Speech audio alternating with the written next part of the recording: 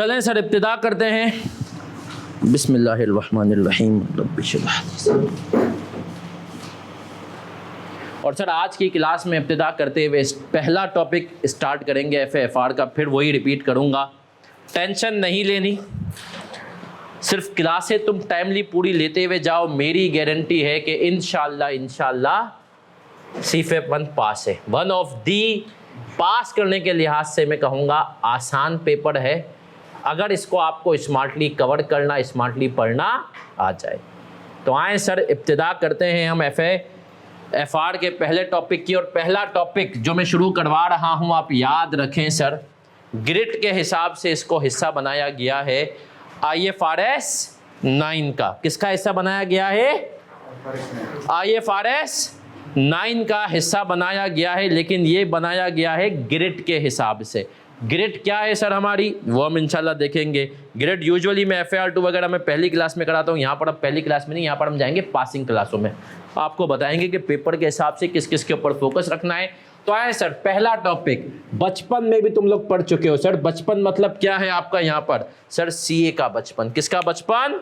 CA का। आपका CA का बचपन जो था उसके अंदर सर FAR1 के अंदर कितने लोगों ने इम्पेयरमेंट पढ़ा हुआ है, मुझे ज़रा बता दें। FAR1 में इम्पेयरमेंट कितने लोगों ने पढ़ा हुआ है? सही है। बाकी कुछ बच्चे होंगे जिन्होंने इम्पेयरमेंट भूल चुके होंगे। क्या है, तो हम बिल्कुल बेसिक से कवर करेंगे। लेकिन जाहिर सी बात है, अब माशाल्लाह जो आप लोगों का लेवल है, तो हम सर जो बेसिक है ना उसको इतना बेसिक नहीं रखेंगे कि आप लोगों को बोर हो जाएं। आप लोगों का लेवल ज़्यादा है तो हम बेसिक कवर करेंगे, लेकिन FAR1 से थोड़ी सी तेज़ स्पीड में। सही है सर, घबराइएगा। हर IAS में कुछ बातें होती हैं जो कि स्टैंडर्ड में लिखी हैं सर, याद रखें। यहाँ पर स्टैंडर्ड, अच्छा एक सवाल है सर, आप क्या स्टैंडर्ड से पढ़ाएंगे? स्टैंडर्ड टॉपिक खत्म होने के बाद एक दफ़ा घुमाऊंगा टॉपिक का। सही है, स्टैंडर्ड से पढ़ के तुम्हें पैराग्राफ स्टैंडर्ड के नहीं पढ़ाऊंगा सर। क्यों पैराग्राफ क्यों नहीं पढ़ाएंगे? वजह है सर। क्या वजह है? वजह ये है कि सर जो स्टैंडर्ड है उसके जो पैराग्राफ हैं, अगर वो मैं आपको पढ़ाने लगा तो शायद आप लोग बहुत हद तक बोर हो जाएं, है ना सर? तो आप, और फिर आपको लगेगा भी कि सर ये तो बहुत है। तो हमने आपको ये पता हो कि स्टैंडर्ड में लिखा क्या है, कहाँ पर है, लेकिन ज़रूरी नहीं है कि आप पूरा FAFR स्टैंडर्ड से पढ़ें। 99% बच्चा नहीं पढ़ता, फिर भी पेपर में यूज़ कर पाता है। तो आए सर कुछ बातें। ऑब्जेक्टिव, स्कोप, ये कॉपी करते जाएं। इसके अंदर हम क्या क्या बातें पढ़ने वाले हैं? Definitions, indicators of impairment,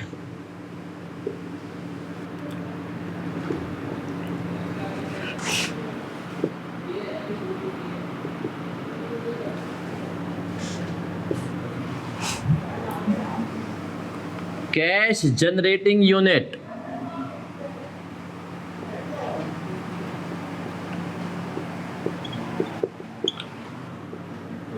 corporate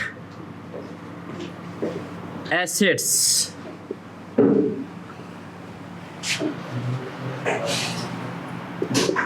reversal of impairment.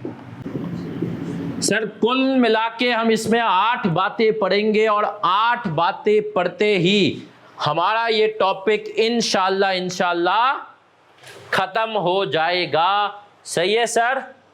तो सर स्टैंडर्ड्स वाली बात दोबारा रिपीट कर दें बेटा। स्टैंडर्ड्स इंशाल्लाह हम आपको कराएंगे, लेकिन उसके जो है उसके एंड में, टॉपिक के एंड में इंशाल्लाह आप हजरात स्टैंडर्ड्स कर रहे होंगे टॉपिक के एंड में। सही है सर? अब आगे आते हैं। Objective, scope, definitions, indicators of impairment, cash generating unit, corporate assets, reversal और डिस्क्लोजर, ये 8 बातें पढ़ेंगे। अब सुनना ज़रा, हर स्टैंडर्ड को तुम्हें पता हो ना कौन सी बात क्या लिखी होती है। हर स्टैंडर्ड में ऑब्जेक्टिव लिखा होता है, सब में जो सेम होंगे उनको मैं लाल कलर से टिक कर रहा हूँ। ऑब्जेक्टिव हर स्टैंडर्ड में तुम्हें सेम मिलेगा ये हेडिंग, स्कोप मिलेगा, डेफिनेशन मिलेगा और डिस्क्लोजर मिलेगा। बाकी जो बीच की चीज़ें होंगी ना वो अलग अलग होंगी सब मेजरमेंट के सेक्शन में। लेकिन मेजरमेंट में अब यहाँ पर इंडिकेटर्स ऑफ इम्पेयरमेंट की अलग हेडिंग आएगी, CGU की अलग आएगी, कॉर्पोरेट एसेट्स की, और हमने कहा इसकी अलग आएगी रिवर्सल ऑफ, लेकिन ये सारी हेडिंगें भी तुम्हें क्या मिलेंगी, सेम। अब आता हूं सर सबसे पहले, कोई भी आईएस या आईजा क्यों आता है, मुझे बताओ, कोई भी आईएस या आईजा क्यों आ रहा होता है, क्यों वजूद में आता है, क्या ऐसी जरूरत पड़ी? बचपन में पढ़ा है तुम लोगों को, जिन्होंने मुझसे पढ़ा है, नहीं भी पढ़ा तो उनको पता सर क्या जरूरत थी। ये तो तुम्हें पता है ना कि सर ये जो तुम आईजा और आइए, इसका प्रोसीजर क्या होता है आईने का, है ना सर? इशू कौन करता है? आईफैक। और आईफैक जो है उसकी एक कमेटी है ना सर? आईफैक के मेंबर्स हैं जिसमें सी आई कैप है, एसीसी है, सही है सर? उसकी एक कमेटी है, क्या नाम है उसका? IAS, सही है, इंटरनेशनल ऑडिटिंग स्टैंडर्ड। इसके पास दुनिया भर में लोग अकाउंटिंग के इश्यूज आते हैं, कोई नई अकाउंटिंग की चीज आती है, जैसे कि क्रिप्टो। आपको पता है भी क्रिप्टो पे कौन सा स्टैंडर्ड अप्लाई होता है? इस वक्त तक इंटेंजिबल अप्लाई हो रहा है, अभी उसके ऊपर स्टैंडर्ड आ रहा है, सही है सर? तो अब क्रिप्टो है, अब उसके ऊपर दुनिया भर में लोगों ने कहा कि यार अब कंपनी जिसमें भी इन्वेस्ट कर रही हैं कुछ निकालो, बोला अब तो इसको इंटेंजिबल में डालो। फिर तो सर ये इसको रिकमेंडेशंस आती हैं दुनिया भर से कि इसके ऊपर स्टैंडर्ड लाओ, फिर ये लेकर के आता है IASB, सही है? अब आता है सर आने के पर्पसेस क्या होते हैं, तो कोई भी IAS आता है ना तो उसके आने के दो ही पर्पसेस हैं सर। पहला क्या है? Consistency in presentation. पाकिस्तान में तकरीबन इस वक्त 1.25 लाख के करीब रजिस्टर्ड कंपनीज हैं, सही है सर? दुनिया भर में तो मिलियंस में होंगी, लेकिन आपको पता है दुनिया में टोटल ममालिक कितने? 203 या 2 हैं। अब सर उसमें से 120 ममालिक IAS IFRS फॉलो करते हैं। अब सर 120 ममालिक में कंपनीज निकालो तो मिलियंस होंगी, है ना सर? अब जो फॉलो करते हैं तो उन सब को डिस्क्लोजर एक ही जैसे हो। ये आपके पास अगर अब तो ग्लोबल वर्ल्ड है, आपके पास यूनिलीवर पाकिस्तान फूड्स के भी शेयर हैं और यूनिलीवर UK के भी शेयर हैं, तो जब आप इन दोनों को देखें तो आपको कंपेयर कर पाए। दूसरा क्या होता है? टू स्टॉप विंडो, सर क्या होती है विंडो ड्रेसिंग? फेक अकाउंट्स, मतलब जो चीज है नहीं वैसी, जैसे ब्यूटी पार्लर, सही है सर? हमने कहा जो चीज है नहीं वैसी दिखा दो। कंपनी भी ये करती है सर, विंडो अकाउंट्स। ऐसे प्रैक्टिकल एग्जांपल भी डिस्कस करूंगा सर। प्रैक्टिकल एग्जांपल, ये जो स्टार्टअप कल्चर है ना, इसमें मेरा एक क्लाइंट था, फिर उसने अपने आप को बेच दिया। क्या किया उसने अपने आप को? उसका काम पता है क्या था? टूर ऑपरेटर था वो, लम्स का बच्चा था, टूर ऑपरेटर था, उसको बेचना आता था। अच्छा, उसके साथ कुछ पिचेस मैंने भी, मतलब वो मुझे भी लेके जाता था कि यार कोई फाइनेंस का मसला ना तो देख लेना, सही है ना सर? वो किसी से अगर 2 लाख का ट्रिप बुक करता था ना, सही है, उसमें उसका सिर्फ कमीशन होता था कितना? 10%, 20,000, कहीं 15 होता था। एक्चुअल वो क्या करता था? 20,000 का ही काम करता है, 30,000 का। बाकी बोलता था देख यार मेरी कंपनी, मेरे पास लोग आएंगे ना, मैं, तू मेरा एजेंट है, मैं बोलूँगा यार ये तुझे ट्रिप तुझे दे दिया, ये कॉन्ट्रैक्टर है, इससे बात करो, सब कुछ। लेकिन जब वो इन्वेस्टर के पास जाता था ना तो उसका रेवेन्यू ये था, बताता क्या था ये? तो हालांकि उसने अपनी बुक्स में बताया हुआ था कि 1 साल में मैंने रेवेन्यू किया है 6 करोड़ का, एक्चुअल में उसका था 6 मिलियन का, समझ रहे हो? अब नॉर्मल इन्वेस्टर है, वो क्या करता था? 6 करोड़ का रेवेन्यू, 5.4 करोड़ की कॉस्ट। अब एक बंदे का फाइनेंस से ताल्लुक नहीं हो बोल। अच्छा, इन्वेस्टर भी, आजकल जो स्टार्टअप का कल्चर है, शार्क टैंक इंडिया तो तुमने समय से देखते ही होगे, उसमें होता था यार रेवेन्यू, बिजनेस बड़ा है ना, तो वही देखते हैं रेवेन्यू बड़ा है, रेवेन्यू है। कल को बोलता था देखो यार मेरा रेवेन्यू बहुत बड़ा है, कॉस्ट तो कम कर ही लूँगा। नॉर्मल बंदा बेचारा इसमें फंस जाता था, तो वो मेरे सामने मंजन बेच रहा होता था। वो मैनेजमेंट अकाउंटिंग में इसको रेवेन्यू कहता था, जबकि फाइनेंशियल अकाउंटिंग में ये रेवेन्यू जाता था। खैर, एक फाइनेंस का बंदा टकरा गया, उसने उसको जलील किया, बोला तू बेवकूफ़ बना रहा है, सही है, लेकिन अल्टीमेटली वो बंदा लगा रहा।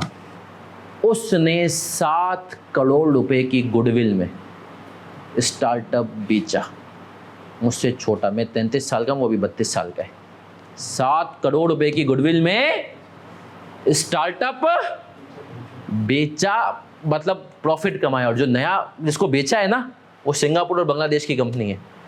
वहाँ पर वो बंदा अब एज अ एमडी लगा हुआ है, 7 लाख रुपए तनख्वाह है, 11% उसकी शेयर होल्डिंग है। सही है, इस्लामाबाद शिफ्ट हो गया है। तो सर समझे, विंडो ड्रेसिंग कर रहा था वो, 6 मिलियन को कितना बता रहा था। कंपनीज भी ये बहुत करती हैं, पता चलेगा इंशाल्लाह आप जब आगे अभी ऑडिट्स करेंगे या आप कंपनीज में जाएंगे तो आपको पता चलेगा कंपनी क्या 2 नंबरी मचा रही है। सही है सर, आ जाए सर, आ जाए, यहाँ तक हम क्लियर है। अब आ जाए सर, IAS 36 का ऑब्जेक्टिव क्या है भाई। IAS 36 का ऑब्जेक्टिव क्या है, हमें इम्पेयरमेंट की अकाउंटिंग सिखाना, हमें इम्पेयरमेंट की अकाउंटिंग सिखाना IAS 36 का ऑब्जेक्टिव है। क्लियर है। अब सर आते हैं स्कोप पे। स्कोप बहुत इंपॉर्टेंट है इस लेवल पे, बहुत जो है हमने कहा स्कोप आप ले जाएंगे बेटा, किसी बच्चे की अगर वीडियो लैग करी होगी तो उसका अपने इंटरनेट का मसला होगा। सही है सर, हमने कहा IAS 36 जो है ये आपको सिखाएगा कि भाई, और कोई भी IAS के मेरे स्कोप में क्या क्या आता है, किसके ऊपर मैं अप्लाई करता हूँ, किसके ऊपर मैं अप्लाई, अभी तुम लोगों को मैंने कोई हैंड आउट नहीं दिया, कुछ भी नहीं दिया, लेकिन मैं तुम्हें लिस्ट बता रहा हूँ कि इसने अपने स्कोप से किस किस को निकाला है, किस किस को निकाला है। अब अगर आप गौर से देखें ना तो इसने अपने स्कोप से जिस जिस को निकाला है, अब सुनते जाना, ऑल एसेट्स, मतलब बोला मैं सब पे अप्लाई होऊंगा एक्सेप्ट इन्वेंट्रीज पे अप्लाई नहीं होऊंगा, IFRS 15 पे अप्लाई नहीं होऊंगा, डेफर्ड टैक्स एसेट पे अप्लाई, एम्प्लॉय बेनिफिट पे अप्लाई, IFRS 9 पे फाइनेंशियल एसेट्स पे apply, investment property fair value model पे अप्लाई, बायोलॉजिकल एसेट पे अप्लाई, इंश्योरेंस कॉन्ट्रैक्ट्स पे अप्लाई, और हमने कहा asset held for sale IFRS 5 वालों पे अप्लाई। तो हमने कहा भाई तू किस पे होगा, तो सिंपल अल्फाज में अब मैं आपको बता देता हूं। देखिए यहां पर टीचर का रोल आता है। आप इतनी लंबी चौड़ी लिस्ट याद रखें कि यार किस पे अप्लाई नहीं होगा, सिंपल है कि तो अप्लाई किस पे होगा। तो याद रख लें कि सर ये शख्स, ये IAS सिर्फ अप्लाई होगा PPE पे, प्रॉपर्टी प्लांट एंड इक्विपमेंट, क्या नंबर था इसका स्टैंडर्ड, बचपन में पढ़ा हुआ है हमने, और अप्लाई होगा इनटेंजिबल पे IAS 30, और अप्लाई होगा इन्वेस्टमेंट प्रॉपर्टी कॉस्ट मॉडल पे, फेयर वैल्यू मॉडल पे नहीं, किस पे अप्लाई होगा, समझ रहे हैं। आपको याद रख लेना है कि यार ये ले दे के किस पे अप्लाई होगा, इन 3 पे, बाकियों पे अप्लाई ही। क्लियर है सर। हमने कहा भैया ना मैं PPE पे होगा, ओ ना मैं 19 पे होगा, ना 9 पे होगा, तो बता दे किस पे होगा, तो उसने कहा PPE पे अप्लाई हो जाऊंगा, IAS 16 पे, इंटेंजिबल पे अप्लाई हो जाऊंगा बगैर किसी कंडीशन, बगैर किसी एक्सक्लूजन के, और किस पे अप्लाई होऊंगा, इन्वेस्टमेंट प्रॉपर्टी याद है क्या होती है, वो लैंड और बिल्डिंग जो के कैपिटल एप्रिसिएशन और रेंटल के लिए हो, पढ़ेंगे। सही है, लेकिन इन्वेस्टमेंट प्रॉपर्टी पे आएंगे, लेकिन हमने कहा इन 3 पे। क्या मैं यहां तक क्लियर हूं, पक्की बात है। अब आ जाए सर इम्पेयरमेंट के ऊपर आते हैं। ये टॉपिक बेटा ये IAS 36 से आ जाए, इस टॉपिक पे आते हैं, सब बच्चे आएंगे। IFRS 5 पे भी नहीं होता सर, ये क्यों नहीं होता मैं बताऊंगा, क्योंकि वो बेचारा वैसे ही जब जाता है ना तो उसको वहां पे जाने के बाद खत्म ताल्लुक उससे। अब आ जाए इधर इधर इधर, इम्पेयरमेंट कब होती है, याद है किसी को, बचपन की नॉलेज कुछ धुंधली धुंधली, बेटा इंडिकेटर नहीं पूछ रहा, जब कैरिंग अमाउंट क्या हो जाए, कैरिंग अमाउंट बढ़ जाए, किससे, रिकवरेबल अमाउंट से। ऐसा ही है सर। अब आए सर ये रिकवरेबल अमाउंट क्या चीज होती है, रिकवरेबल अमाउंट क्या चीज होती है, higher of value in use, अभी से मैंने फॉर्मल लिखा है, कुछ समझाया नहीं है, सब इधर देखना, और फेयर वैल्यू लेस। अब सुनना, यूनिलीवर में मेरा इंटरव्यू चल रहा है, सेकंड इंटरव्यू। यूनिलीवर में कितने इंटरव्यू होते थे, 3, मेरा जो इंटरव्यू चल रहा है सेकंड इंटरव्यू, उस इंटरव्यू में मुझसे सवाल हुआ इस आईएएस से रिलेटेड।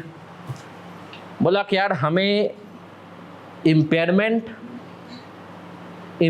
पहले तो एक लाइन में समझाओ क्या होती है ईजीएस्ट वे में। दूसरा हमें इम्पेयरमेंट ऐसे समझाओगे कि तुम्हें इम्पेयरमेंट किसी इंजीनियर को समझानी है। पहले तो एक लाइन में समझाओ व्हाट इज इम्पेयरमेंट। बताओ भाई क्या होती है इम्पेयरमेंट?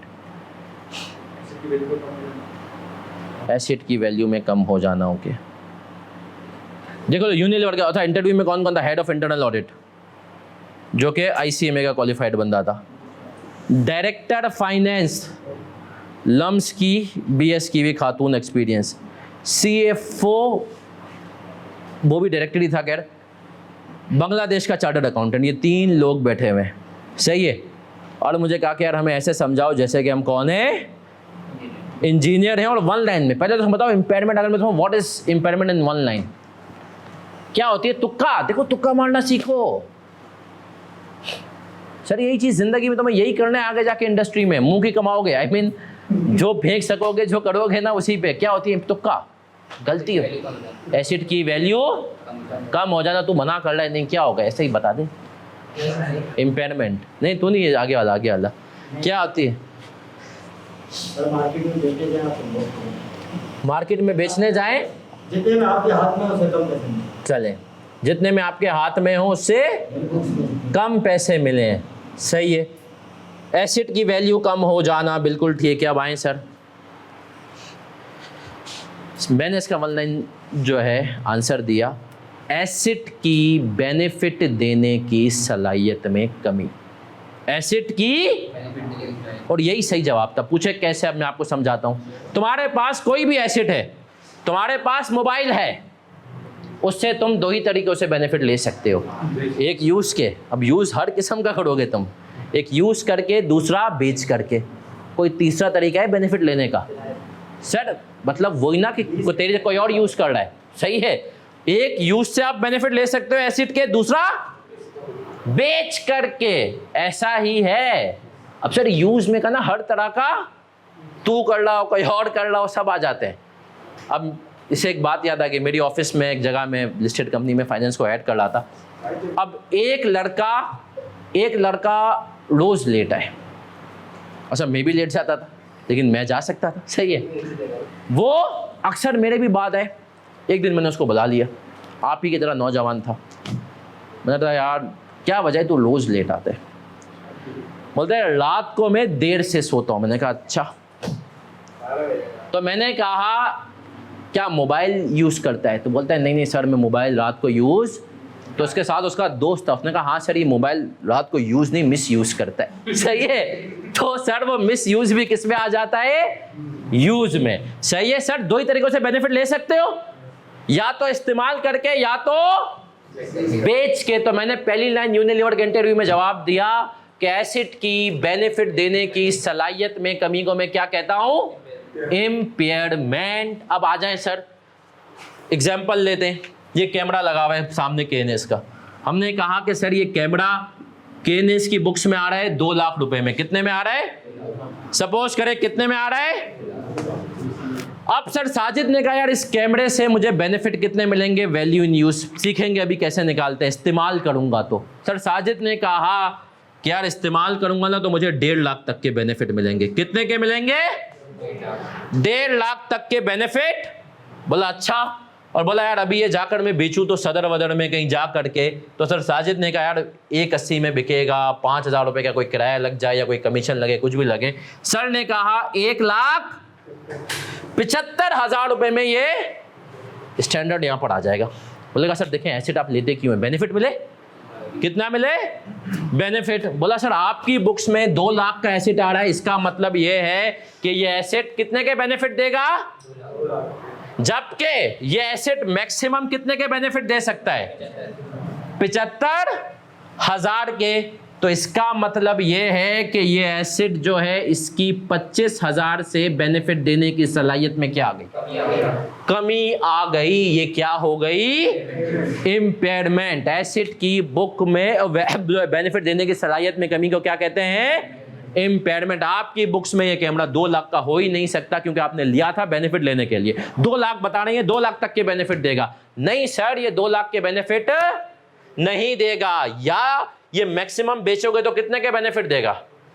1,75,000 के। तो सर आप 25,000 से इंपेयर करें, एंट्री बनाएं, impairment loss debit, accumulated impairment loss credit. कितने से? 25,000 से। क्या मैं यहां तक क्लियर हूं? अब सुनो, मैं साथ में तुम्हें इंटरव्यूज की बात अभी बताऊंगा, ऑडिट के पॉइंट ऑफ व्यू से भी क्या चीजें देखनी है वो भी बताऊंगा। सर मैंने दे दिया एसिड की बेनिफिट देने की सलाहियत में कमी। बोला सही है। अब हमें ऐसे समझा जैसे कि हम क्या हैं। अब मैं उनको समझा रहा हूँ। वहाँ पर मैंने एक वर्ड यूज़ किया, उन्होंने कहा नहीं, इंजीनियर के सामने तो ये वर्ड ये यूज़ नहीं कर सकता, कोई और वर्ड यूज़ कर। मैंने कहा फेयर वैल्यू। मैं समझा रहा था कि भाई या तो आप इस्तेमाल करके कितने बेनिफिट लोगे, या तो बेच करके, और बेचने के लिए हम देखते हैं फेयर वैल्यू। उसने कहा 1 मिनट, इंजीनियर के लिए फेयर वैल्यू कोई अच्छा वर्ड तो नहीं है। फिर मैंने क्या वर्ड यूज किया?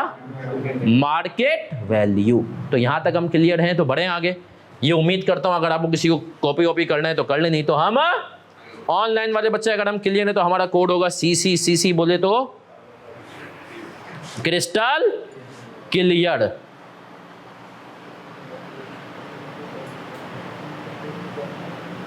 क्योंकि सर आज की क्लास में मोस्टली मैं आपके क्या रिकॉल करवाऊंगा? इम्पेयरमेंट के कॉन्सेप्ट्स, जो कि बचपन में आप पढ़ चुके हैं या आपने नहीं पढ़े, धुंधले हो गए हैं ना। फिर हम आगे बढ़ेंगे। चलें सर, ये मिटा रहा हूँ। अब आगे आते हैं सर। और अब हमने पढ़ा सर कैरिंग अमाउंट, तो हमें पता है ना क्या होती है, बचपन से हम निकालते भी हैं, है ना। थोड़ी सी बात करेंगे। इम्पेयरमेंट 2 चीज़ों पे आती है, वैल्यू इन यूज और फेयर वैल्यू। अब आते हैं sir fair value less cost to sell, CTS, cost to sell. अब सुनना, इनकी एग्जाम्पल्स भी पढ़ेंगे सब, कोई कॉपी कुछ नहीं करेगा जब तक अब मैं ना कहूँ। फेयर वैल्यू क्या होती है स्टैंडर्ड ने इसके पढ़ा आपके पूरे सिलेबस में।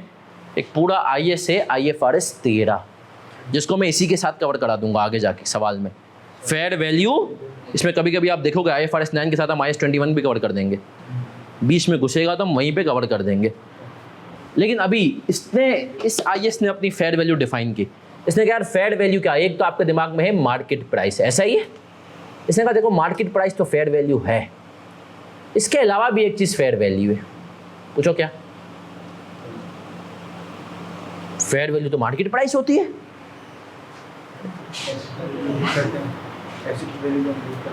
नहीं, इसने कहा फेयर वैल्यू के लिए मार्केट प्राइस तो है, लेकिन मार्केट प्राइस से पहले तुम्हें एक चीज देखनी है जिसको हम कहते हैं बाइंडिंग सेल एग्रीमेंट। अब सुनना वैल्यू, इसकी एग्जांपल भी अच्छा एग्जांपल है, कोशिश करना रजिस्टर में साथ साथ लिखते हुए जाओ। अब सब देख लेना, कॉपी कोई नहीं भाई, सब ने समझना है सिर्फ यहां तक। Binding sale agreement. अब एग्जाम्पल है, मैं कुछ कुछ साथ में लिख दूंगा लेकिन तुम्हें लिखना एमिरेट्स। अब आपको पता है सर, हम गरीब मुल्क की गरीब एयरलाइन है ना, शायद अनवर सही कहता है गरीबों। अब हमने कहा कि सर हम गरीब मुल्क की गरीब एयरलाइन, हम नया जहाज अफोर्ड नहीं कर सकते भाई, मिलियंस ऑफ डॉलर्स में आ रहा होता है, और ये फैक्ट है हाँ PIA का। आप जो कोई बच्चा ऑडिट बताएगा वो, तो हम क्या करते हैं, हम दुनिया भर में हमने 1-2 एयरलाइंस ताड़ी हुई हैं, देखी हुई हैं कि यार ये अपना जहाज़ मेंटेन भी बहुत रखती हैं, नया जहाज़ रखती हैं। तो PIA ने ताड़ा हुआ है जैसे एमिरेट्स को, कतर एयरवेज। एक तो मुसलमान कार्ड भी यूज़ करते, मुस्लिम भाई भाई, सही है। और फिर हम कहते हैं किसी ज़माने में होता है एमिरेट्स को बनाने में PIA ने मदद की थी, सही है। और अब वो एहसान भी याद दिलाते हैं, समझ रहे हो, हमेशा जा करके। अब हम एमिरेट्स के पास जाते हैं, बोलते देखो यार वो नया जहाज इतना अच्छा है, बहुत बहुत मुबारक हो आपको। सही है। अब हमें पता है कि यार ये एमिरेट्स जो है ये अपने जहाज़ की बड़ी देखभाल करती है, बड़े अच्छे से रखती है। और हमें ये भी पता है कि यार इनकी एक पॉलिसी है, 5 साल 8 साल में क्या कर देते हैं, अपने जहाज़ को निकाल देते हैं। तो अब PIA एमिरेट्स के पास जाता है, कहता है देखो यार अगर आप 5 साल बाद अपना जहाज बेचोगे ना, 5 साल बाद अपना जहाज, तो यार जो भी मार्केट प्राइस होगी ना उससे 2% में हमें ही बेचोगे। आज हमसे लेकिन तय कर लो, जो भी मार्केट प्राइस होगी उससे 2% क्योंकि हमें पता है यार देखो भले मार्केट प्राइस से 2% ऊपर चीज़ साफ सुथरी है ना। आपको जैसे कंपनी मेंटेन कार की वैल्यू अलग होती है और नॉर्मल जो शोरूम पे गाड़ियाँ होती हैं उनकी वैल्यू, क्यों भाई, कंपनी है, मेंटेनेंस वगैरह अच्छी रखी होगी। अब अगर PIA ने एमिरेट्स के साथ ये एग्रीमेंट कर लिया कि मार्केट प्राइस से 2%, अब जब एमिरेट्स अपने जहाज की इंपेयरमेंट टेस्टिंग करेगा ना तो वो फेयर वैल्यू के लिए मार्केट प्राइस नहीं लेगा, उस पर 2% का इजाफा कर देगा। ये बात स्टैंडर्ड में लिखिए, पढ़ाऊंगा अगली क्लास में। सही है सर, क्लियर है सर। अगर बाइंडिंग सेल एग्रीमेंट है तो पहले तुम्हें किसको देखना है, दूसरी चीज, उसके बाद मार्केट वैल्यू, उसके बाद क्या है मार्केट, उसके बाद हम देख रहे होंगे किसको, मार्केट वैल्यू। अब आ जाओ, इसकी कुछ शरारतें भी लिखूंगा साथ साथ, अभी कॉपी नहीं, रुको रुको रुको रुको। फोर्स्ड, एक कॉन्सेप्ट आईकेप कभी कभी पूछ लेता है या पूछ सकता है, FAR2 में एक दफा पूछा था 2007 में, उसके बाद नहीं पूछा। फोर्स्ड सेल्स वैल्यू,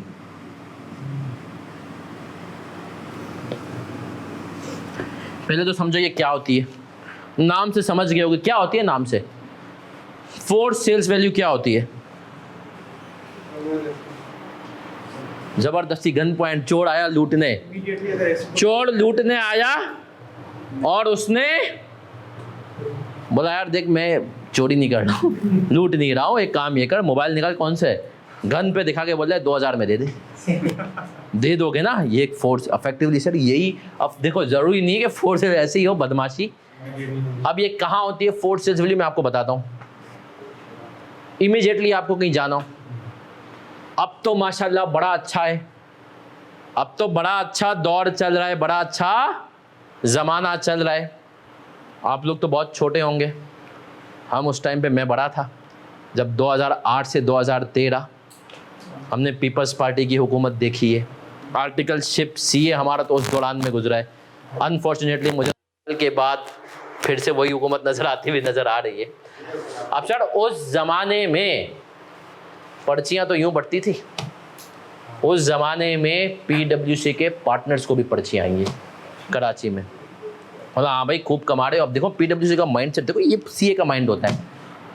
पार्टनर्स को आई पर्ची, अब ये बात मानेंगे नहीं बट ये फैक्ट है, और दोनों पार्टियों की तरफ से आई, भाई भी और साईं भी। सही है, भाई और साईं दोनों पार्टियों के उसने पर्चियाँ दी। अब भाई को उन्होंने सेट ऐसे किया, भाई को बोला यार देखो अब तुम हमसे सर्विसेज ले लो।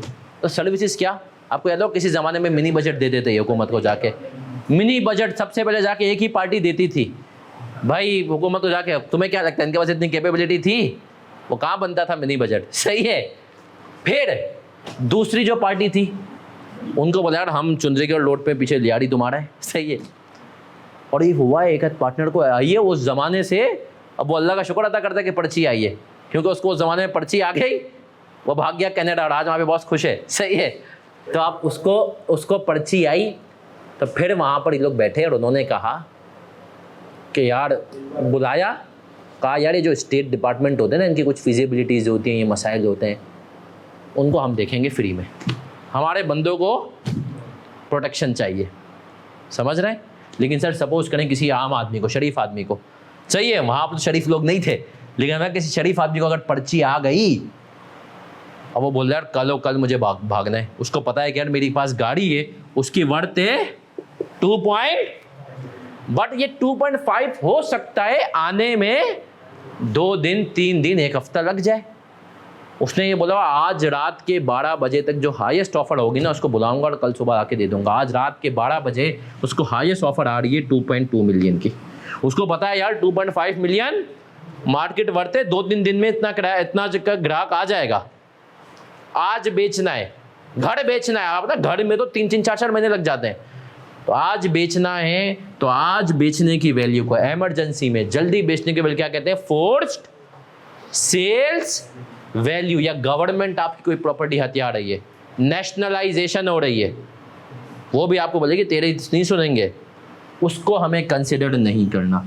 सवाल में अगर हमें force sales value given हो तो कैंसिल कर दें कि इसको हमें कंसिडर फर्स्ट। अगर सवाल में ये गिवन है इसको देखना है, सेकंड ये है तो इसको देखना है। फोर्स सेल्स वैल्यू को कंसिडर, कॉपी कर ले सर यहां तक। मजबूरी का फायदा, आप जैसे फर्म आपको उठाएगी मजबूरी का फायदा, है ना, उठाती है, कहती है कि रिस्क एडवाइजरी में आ, कैसी है कि रिस्क एडवाइजरी में, इंटरनल ऑडिट में आ। क्यों? उनको पता होता है इसका अब तक कहीं तो अब आएगा। सही है सर, फिर बात करेंगे। आ जाए सर, आज यहाँ तक क्लियर है? कोई सवाल ऑनलाइन वाले बच्चों? क्या आप हमारे साथ हैं तो कह दें सीसी, आ जाएं जी, आ जाएं। अभी भी हम कॉपी नहीं करने। ये बस अगर किसी हुआ तो बोला आ जाए सर, अब मैं बात करूंगा कॉस्ट टू सेल। जी जी, ऐसे एक काम मुझे एक बच्चे ने, मैं एक और काम चला अभी डिस्कस भी कर लूँ। कुछ बच्चों की रिकमेंडेशन है तो मैंने कहा बात तो सही है। वो रिकमेंडेशन ये है कि सर देखें हम फर्म में क्लासें ले रहे होते हैं। अब उन्होंने कहा कि सर देखें फर्म में क्लासें लेने का सबसे बड़ा मसला है कि कॉपी पेन लेके नहीं ले सकते, बड़ा मसला हो जाता है, नज़रों में भी आ जाते हैं। तो उन नहीं कॉपी पेन में तो आप भाई वो हो जाता है ना, क्या देख लिया। अब आपने बोला सर उन बच्चों ने कहा है तो उसके लिए मैंने काम शुरू करवा दिया। एक पिछले टाइम का बच्चा है, उसने रजिस्टर अच्छे से मेंटेन किया हुआ है। उन्होंने कहा कि सर आप जो है अपने सॉल्यूशंस चैप्टर वाइज हमें बना करके दे दें, अपनी जो नोटिंग है, सॉल्यूशंस हैं, जितनी भी चीज़ें हैं। तो सर उससे हमें फ़ायदा क्या हो जाएगा? फर्म में पीडीएफ होगा, उससे देख लेंगे। हालांकि मैं पर्सनली इसको इतना पसंद इसलिए नहीं करता हूँ क्योंकि मुझे लगता है कि जब तक आप खुद से नहीं करेंगे दिमाग में, लेकिन अगर ऐसी मजबूरी है कि आपको लग रहा है फर्म में फरागत भी बहुत है तो आप अगर ये करना चाहें तो तब आप पीडीएफ की हेल्प समझने के लिए ले सकते हैं, बाद में नोट कर लें। तो ये सही है तरीका कि आपको पीडीएफ मिल जाए चैप्टर वाइज। अब आ जाए कॉस्ट टू सेल पे आता हूँ। सब बच्चे इधर देखेंगे। कॉस्ट टू सेल क्या लगता है? बेचने के लिए जो कॉस्ट क्या हो, जरूरी हो, उसको हम क्या बोलते हैं? Cost to sell. एग्जाम्पल देना सर, क्या एग्जाम्पल होंगी? जी बेटा, अगर बाइंडिंग सेल एग्रीमेंट होगा तो मार्केट प्राइस से जो भी टर्म्स होंगे। कॉस्ट टू सेल पे आते हैं। कॉस्ट टू सेल का मतलब है incremental cost, incremental cost to sell the asset. अब सुनिएगा सब बच्चे, कॉपी कोई नहीं करेगा भाई, जहां करना होगा ना मैं तुम्हें बताऊंगा। इंक्रीमेंटल का वर्ड क्या होता है? इजाफी। याद रखिएगा अकाउंटिंग में ना कहीं कहीं आप फंसेंगे, कहीं वो वर्ड यूज करेगा इंक्रीमेंटल, कहीं यूज नहीं करेगा इंक्रीमेंटल। 16 में 38 में इंक्रीमेंटल का वर्ड यूज नहीं करता है, वो कहता है डायरेक्टली एट्रीब्यूटेबल कॉस्ट को कैपिटलाइज कर दो। यहाँ पर क्या वर्ड यूज कर रहा है? इनकी आम कॉस्ट नहीं, जो आम हालात में होती है वो नहीं, इजाफी। अब मैं आपके सामने कुछ कॉस्ट की रखूंगा एग्जाम्पल्स, आपने मुझे बताना है कि वो इंक्रीमेंटल है या नहीं है। आज सबसे पहले कंपनी ने कहा, अब कंपनीज की ये पॉलिसी होती है, हम जो भी एसेट बेचेंगे उसको बेचने से पहले क्या करेंगे? उसको बेचने से पहले क्या करेंगे? एडवर्टाइजमेंट, टेंडर देंगे। तो कंपनी ने कहा हम भाई टेंडर के थ्रू अपने एसेट बेचते हैं, टेंडर के अलावा एसेट्स को। अब मुझे बताएं सर, ये जो टेंडर की कॉस्ट है क्या ये इंक्रीमेंटल कॉस्ट है? टेंडर के थ्रू एडवर्टाइजमेंट होगी अखबार में तो ही एसिड बिकेगा, वरना एसिड आम हालात में, याद रखना आम हालात में। मुझे बताओ क्या ये टेंडर की कॉस्ट इंक्रीमेंटल है? कितने लोग कह रहे हैं नहीं है, कितने लोग कह रहे हैं है। भाई इंक्रीमेंटल मतलब नॉर्मली नहीं करते, बेचने की सूरत में ही करते हैं। तो जब बेचने जाएंगे तो टेंडर देना जरूरी है। नहीं मतलब आम हालात में ये कॉस्ट इनकर, जब एसिड की इंपेयरमेंट टेस्टिंग कर रहे हो तो इंक्रीमेंटल है। अब इसका जवाब जो अगला पूछूंगा उसका जवाब ऑनलाइन वाले बच्चे बताएंगे, ठीक है सर? ये जरा टेक्निकल बात पूछ रहा हूं। एक नॉर्मल एसिड है, एक नॉर्मल एसिड है जिसको हम डिसमेंटल नहीं करते। भाई एक तो होता है ना एसिड को हम डिसमेंटल कर रहे होते हैं, लेकिन हमने कहा यार कुछ एसिड ऐसे होते हैं जिनको डिसमेंटलिंग आम हालात में करने की जरूरत। अब मैं आपको बताता हूं सर, डिसमेंटल पता है किस एसिड को करते हैं? डिसमेंटलिंग कॉस्ट पड़ा है ना ये 16, जो कि सर जमीन के अंदर खुदाई वुदाई करें हम, है ना। एक जो नॉर्मल कंपनी का एसिड होता है ना, उसको हम कहते हैं कि यार जब वो अपनी लाइफ पूरी कर लेता है ना, उसको डिसमेंटलिंग की कोई कॉस्ट उसकी नहीं आती। एक आध लेबर को लगाते, टक टक टक 2 स्क्रू खोले, 10 स्क्रू खोले, लगा के दे दिया, है ना। तोड़ना होता है तो तोड़ भी देते हैं, खराब है ना अब तो कबाड़ी वाला ही लेकर जाएगा।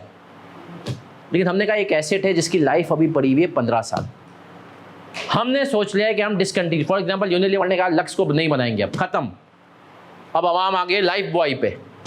तो बोला सही है भाई, जम्स प्रोटेक्शन का दौर है। तो बोला अब जब लाइफ बॉय पे आवाम शिफ्ट हुई हुई है तो लक्स की मशीन को करते हैं डिसमेंटल, इसकी लाइफ है अभी 15 साल। यूनिलीवर ने कहा हम नहीं बनाएंगे लक्स, हमने कहा कोई और कंपनी कह रही है हम तो बनाएंगे, सही है, हम तो इस किस्म का सोप बनाएंगे। अब यूनिलीवर उसकी मशीन को जब डिसमेंटल करेगी, क्यों करेगी? क्योंकि बोले यार हमें इसको अब ज़ाया नहीं करना है, एहतियात से उठाना है, एहतियात से सब चीज़ों को डिसमेंटल करना है। तो अब ऐसा एक लक्स है, यूनिलीवर ने सोचा है कि यार लक्स की इंपेयरमेंट टेस्टिंग कर लें, इंपेयरमेंट टेस्टिंग करने उसकी लाइफ में तो अभी 15 साल है। तो यूनिलीवर ने कहा उसकी डिसमेंटलिंग कॉस्ट आएगी। तो क्या वो डिसमेंटलिंग कॉस्ट क्या इंक्रीमेंटल कॉस्ट होगी? कितने लोग कह रहे हैं होगी? ऑनलाइन वाले बताएंगे। डिसमेंटलिंग कॉस्ट इंक्रीमेंटल कॉस्ट होगी? ऑनलाइन वाले बच्चों नहीं होगी या होगी? एसी चल रहा है तुम लोगों का? तो फिर चलाओ ना, बोलो ना भाई। ये रियाज भाई को फ़ोन करके बोलते हैं ना, तुम लोग बोल क्यों नहीं रहे? इतने शरीफ क्यों बने हुए हो?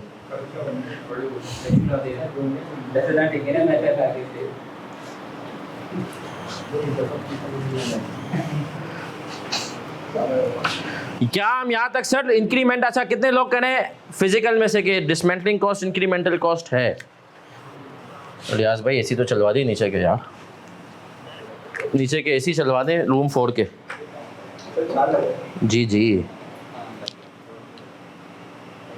नहीं ना नीचे है। ओके हाँ ओके।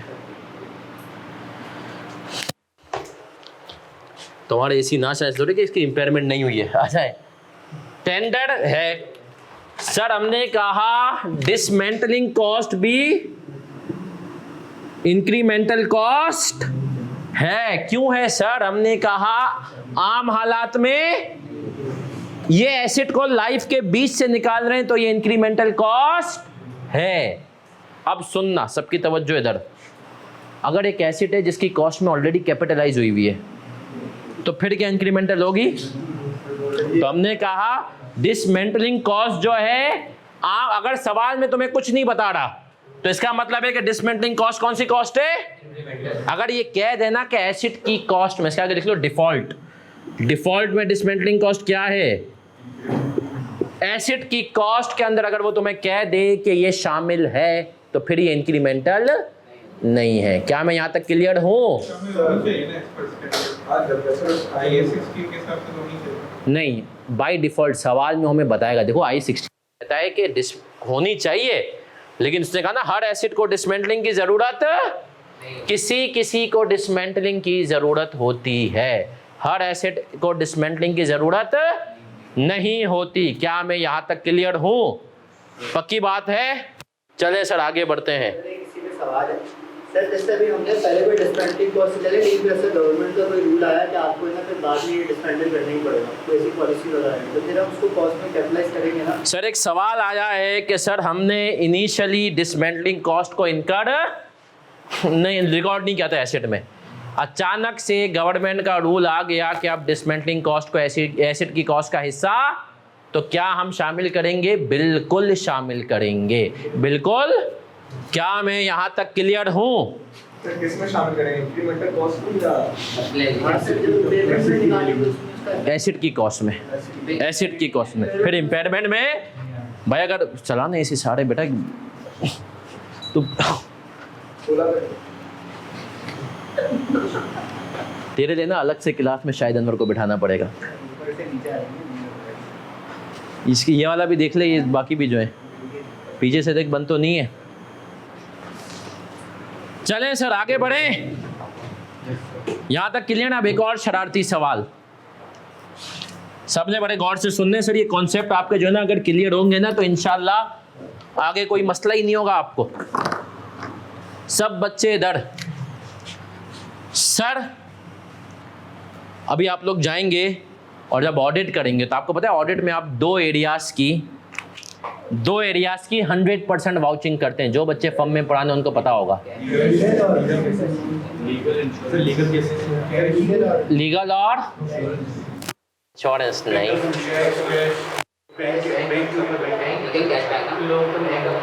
लीगल और डोनेशन।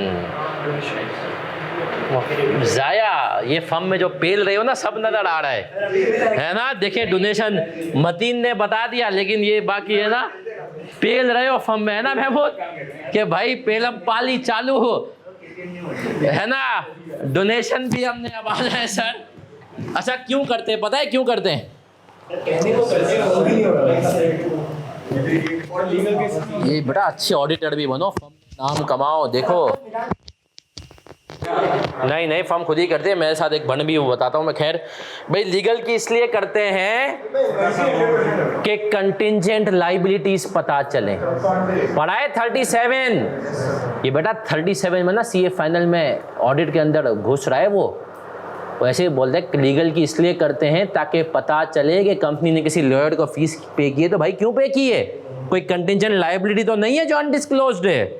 तो लीगल की क्या होती है? 100% वेरिफिकेशन। डोनेशन की क्यों होती है? RP transaction, related party. पढ़ोगे अभी ऑडिट में। अब मैं आपको बताता हूँ एक छोटा सा यहाँ से वाकया भी याद आ गया। मैं एक क्लाइंट पे था ऑडिट के ज़माने में। अब फर्ग्यूसन के एक पार्टनर हैं फ़हीमुल हसन, जानते हैं फ़हीमुल हसन को? पीडब्ल्यूसी वाले कौन कौन है यहाँ पे? है कोई? एक ही आदमी है ना? सही है? नहीं है तो अब आ जाए सर। अब आते हैं कि पीडब्ल्यूसी के अंदर एक पार्टनर है फ़हीमुल हसन। अब है ना अब हमें तो बच्चे थे आपकी तरह ही। अब वो क्लाइंट था ना, हर हफ्ते 2 सदके के बकरे दे कुर्बान। एक बड़ी मशहूर सीमेंट कंपनी है, सही है, और सीमेंट में पाकिस्तान में दूसरे नंबर पे आती है, सही है। अब हमने कहा कि सर हर हफ्ते वो 2 बकरे दें। अब हमें तो बचपन से कहा गया था कि भाई तू डोनेशन की तो 100% करनी है। अब हर हफ्ते बकरों की वो वाचिंग, कभी इस मदरसे को कभी उस मदरसे को। उस टाइम पे सलानी वगैरह ने बकरे का शुरू नहीं किया था। हर हफ्ते 2 बकरे जा रहे हैं। अब वो पार्टनर लेवल थे लेकिन वो फिर भी रिव्यू करते थे। वो आए, वो मेरे साथ बैठ गया कि आओ मुझे जो है रिव्यू करवाओ। अब डोनेशन का हेड खोला, वो देख रहे हैं ये बकरों की आ रही है ये वो। मैंने कहा तुझे किसी ने गाइड नहीं किया? मैंने कहा क्या मतलब?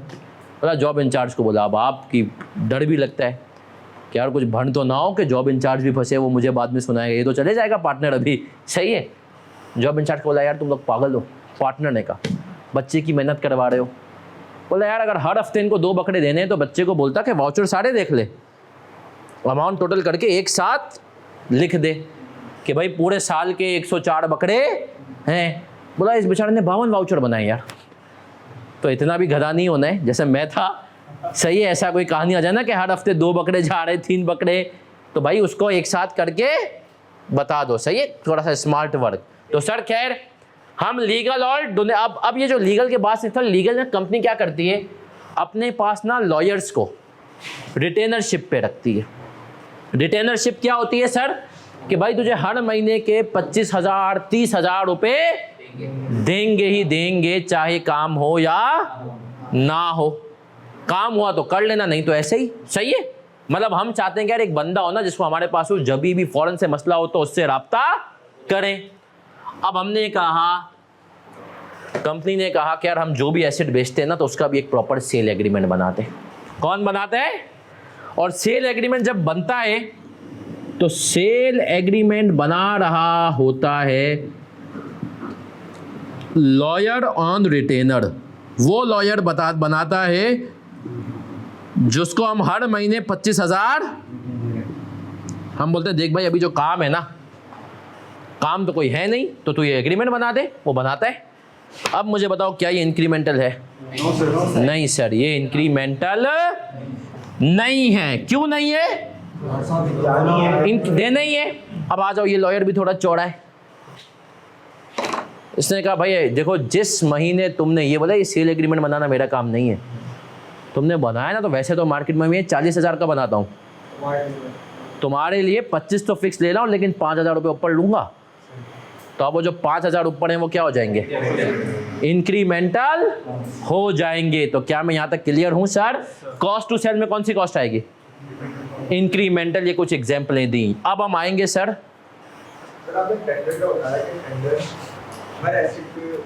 कंपनी की पॉलिसी है कि एसिड को बेचेंगे तो जरूरी है, लेकिन इम्पेयरमेंट टेस्टिंग भी करना है तो उसमें भी हम कंसिडर करते हैं कि एसिड को अगर बेचेंगे तो क्या कॉस्ट आएगी।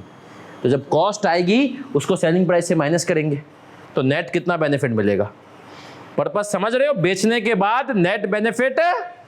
यहां तक किसी का कोई भी सवाल है तो पूछ सकता है। सर देखें सवाल पूछे, मैं बता दूं इम्पेयरमेंट के अंदर ये सलाहियत है कि ये छोटा सा 3-4 नंबर का पार्ट भी आ सकता है। अब आए सर देखिए, एक बच्चों को हमने लीगल और डोनेशन क्यों, तो बच्चे जर्नल आंसर दे रहे हैं, सिग्निफिकेंट रिस्क। पेपर में भी यही हम लोग करते हैं, जर्नल बातें करके वो बोलता है बेटा स्पेसिफिक कर, आ जाए। अब आ रहा हूं किसकी तरफ? Value in use. Value in use क्या होती है सर? इस्तेमाल करके कितने बेनिफिट। अच्छा, एक बच्चे का सवाल है कि सर, एक बच्चे ने सवाल पूछा था मैं कि सर गवर्नमेंट डिसमेंटलिंग इम्पोज करे, वो ट्रीटमेंट समझ में नहीं आई थी, बताता हूँ। एक बच्चे ने सवाल पूछा कि सर जब हमने एसिड खरीदा ना तो उस टाइम पे हमारे मुल्क में कोई डिसमेंटलिंग का कानून, तो हमने कोई प्रोविजन फॉर डिसमेंटलिंग भी नहीं बनाई। अब जब कहानी आगे बढ़ी तो गवर्नमेंट ने बीच में डिसमेंटलिंग का कानून लगा दिया। तो उसको क्या करेंगे? तो उसका जवाब ये था कि वो इम्पेयरमेंट की वर्किंग में से नहीं आएगा, उसको हम एसिड की कॉस्ट में कैपिटलाइज कर देंगे। अब आते हैं सर वैल्यू इन यूज। याद रखना कि वैल्यू इन यूज के साथ दिमाग में क्लियर हो आपके कैश फ्लो बेसिस। क्योंकि सर देखें, आप में से जितने बच्चे इंशाअल्लाह अपना बिजनेस करेंगे, सही है, उनको ये बात समझ में आ जाएगी, और कुछ को अभी भी होगा जिनके खानदानी बिजनेस होगा। प्रॉफिट से कुछ नहीं होता, कैश फ्लो से सब कुछ होता है। 90% बिजनेसमैन को पता भी नहीं कि वो महीने का नेट प्रॉफिट कितना कमा रहा है। उसको ये पता होता है कि यार सुबह इतने पैसे थे, रात शाम में इतने पैसे का माल आ जाएगा, अगले दिन इतने पैसे घर लेके जा सकता हूँ, इतने पैसे खर्च कर सकता हूँ, वो कैश के हिसाब से। सही है। और मैं आपको, मेरी फर्म है माशाल्लाह। अब यकीन माने कि मैं भी अपनी फर्म की प्रॉफिटेबिलिटी कोई 2 महीने में 3 महीने में देखता हूँ। मैं अपने जो है अकाउंटेंट को फ़ोन करके पूछता हूँ पैसे चाहिए होते हैं तो भाई कैश है, बोलता है। मैं पूछता हूँ कितना है, अगले 2 महीने के खर्चे हो सकते हैं। अगर वो कहता है ना कि यार 2 महीने खर्चे हो सकते हैं, तो मैं कहता हूँ अच्छा फिर ये बाकी कैश मुझे दे दे या पार्टनर को दे दे। अगर वो कहता है ना नहीं सर अभी इतना कैश नहीं है कि 2 महीने के अगले खर्चे, फिर मैं कैश विड्रॉ मैं उससे नहीं पूछता प्रॉफिट है या, तो कैश इतना इंपॉर्टेंट है। और यही बात स्टैंडर्ड को भी पता है। यही बात किसको पता है? स्टैंडर्ड का वैल्यू इन यूज किस पे निकलेगी? अब कैश फ्लो बेसिस में इसने कहा तुम्हें कैश फ्लो की क्या लेनी है। अब डेप्रिसिएशन कैश फ्लो है, प्रोविजन कैश फ्लो है, तो इन सबको आपको क्या करना है? इग्नोर। जैसे जिंदगी में तुम्हें क्या किया है लोगों ने? इग्नोर। फर्म ने क्या किया है? आ जाए सर, जैसे जिंदगी में तुम्हें फर्म ने लोगों ने किया है इग्नोर। अब आ जाए सर, दो तरह के कैश फ्लोज हैं, इसके ऊपर आज इंशाल्लाह सवाल भी करना है हमें, ताकि एक बेसिक सा सवाल आप लोग कर लें, आपके कॉन्सेप्ट क्या हो जाए? स्ट्रॉन्ग। कैश फ्लोज इंक्लूड कौन से करने हैं और एक्सक्लूड कौन से करने? देखिए भाई, आप कुछ कैश फ्लोज को इंक्लूड करेंगे और कुछ को एक्सक्लूड करेंगे। कुछ कैश फ्लोज इंक्लूड होंगे और कुछ। अब आ जाते हैं सर, पहले मैं लिस्ट बनाऊंगा कि कैश फ्लोज कौन से एक्सक्लूड होंगे, ताकि आपको पता चल जाए जो बाकी बचेंगे वो क्या होंगे। उसमें सबसे पहला कैश फ्लो जो कि एक्सक्लूड होगा वो है फाइनेंसिंग कैश फ्लो। क्या मतलब? लोन कैश फ्लोज आप कह लें। एसेट लीज पर लिया है, कंपनी एसेट लीज पर लेती है। Yes sir, company asset lease पर लेती है। स्टैंडर्ड ने कहा कि भाई अगर तो कंपनी एसेट लीज पर ले रही है तो अब उसके लीज का प्रिंसिपल भी पेमेंट होगी, इंटरेस्ट भी होगी, लेकिन क्या इसको तुम्हें वर्किंग में वैल्यू इन यूज की नहीं लेना। जब तुम कैश फ्लो के हिसाब से वर्किंग निकालोगे तो फाइनेंसिंग कैश फ्लोज को कंसिडर क्यों नहीं करेंगे सर? उसने कहा इसका एसेट की परफॉर्मेंस से ताल्लुक थोड़ी है, तू गरीब था, तूने कैश पे नहीं लिया, किस पे लिया? सही है, इसको नहीं लोगे। दूसरा टैक्स कैश फ्लोज। बेटा डेप्रिसिएशन तो कैश फ्लो ही नहीं है ना। टैक्स कैश फ्लोज क्या होते हैं? हमने कहा कि सर जो टैक्स कैश फ्लोज होते हैं वो टैक्स कैश फ्लोज, प्रॉफिट आएगा एसेट की जिस मशीन पे बनेगा, उससे फिर प्रॉफिट आएगा, प्रोडक्ट बिकेगा, लेकिन उसका भी बोला कि यार तुम्हारा कोई कंट्रोल थोड़ी है। सही है, प्रॉफिट आया तो गवर्नमेंट को देना ही देना है, किसी मुल्क में नहीं देना, तो बोला यार इसमें नहीं। तीसरा बहुत इंपॉर्टेंट है, सब्सिक्वेंट एक्सपेंडिचर कैश फ्लोज। अब इसको जरा समझना, सब्सिक्वेंट एक्सपेंडिचर। अब ये क्या चीज होती है? IAS 16 याद है, बचपन में पढ़ा था हमने।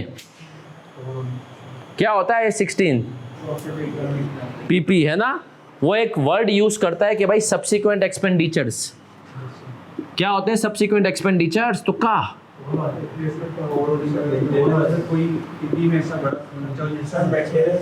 इसने कहा वो खर्चे जो के 3 में से कोई एक चीज बढ़ा दें। सब्सिक्वेंट एक्सपेंडिचर ये इंक्रीज कर देते हैं, क्या इंक्रीजेस लाइफ कैपेसिटी और एफिशिएंसी। बोला भाई वो खर्चे जो या तो लाइफ बढ़ाएंगे एसिड की, या तो कैपेसिटी बढ़ाएंगे, या तो ये खर्चे आपको नहीं लेने हैं। सर कौन लाइफ बढ़ाने का खर्चा बताएं? कंपनी ने बिल्डिंग का एक फ्लोर बना लिया है ना, सॉरी कैपेसिटी का कंपनी ने फ्लोर बना लिया, लाइफ का बचपन से सुनते हैं इंजन चेंज करा दिया है ना। आपने कहा मेन पार्ट एफिशिएंसी का क्या होता है? एफिशिएंसी मतलब क्या होता है? क्या होता है एफिशिएंसी मतलब? हाँ, आपने कहा सर पेट्रोल एवरेज अच्छी हो जाए मेरी। एफिशिएंसी मतलब होता है आउटपुट का रेशो अच्छा हो जाए इनपुट के हिसाब से। अब याद रखिएगा,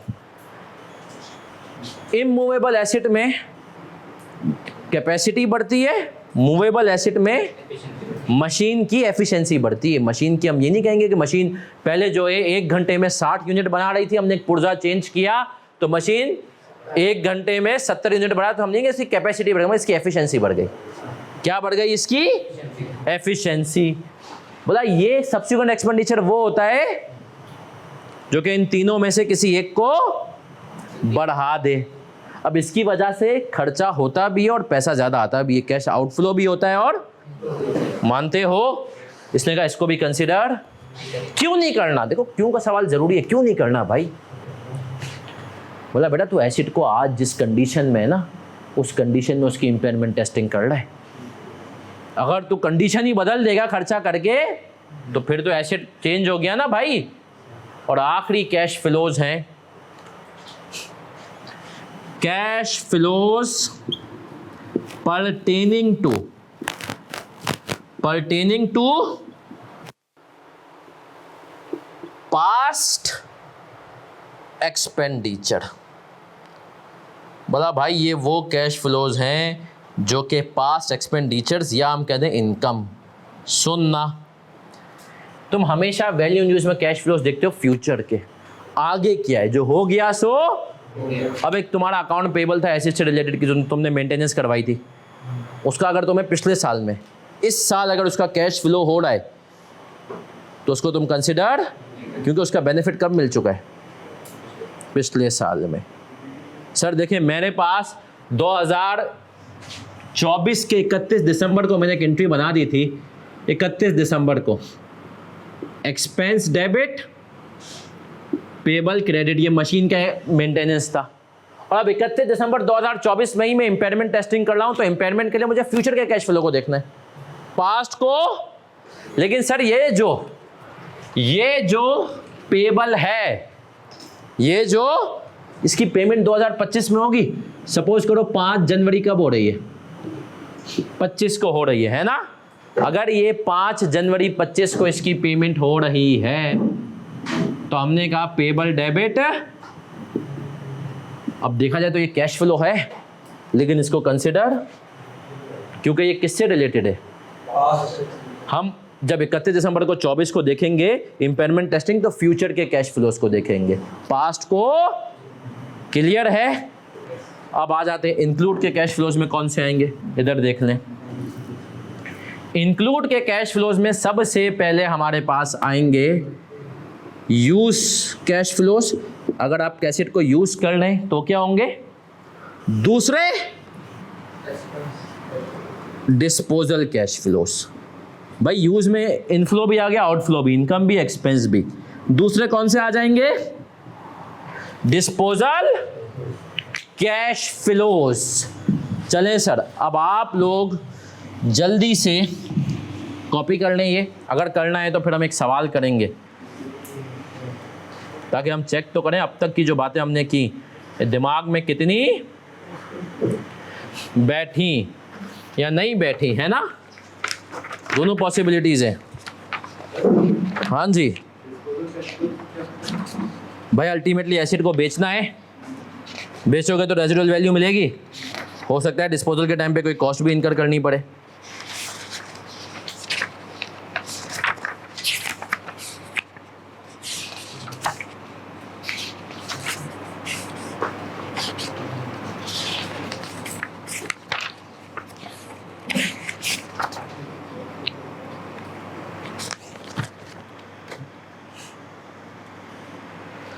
सर वैसे आज इन्होंने केएनएस के एडमिन से एक खता हो गई, लेकिन वो खता का कोई मसले की बात नहीं है।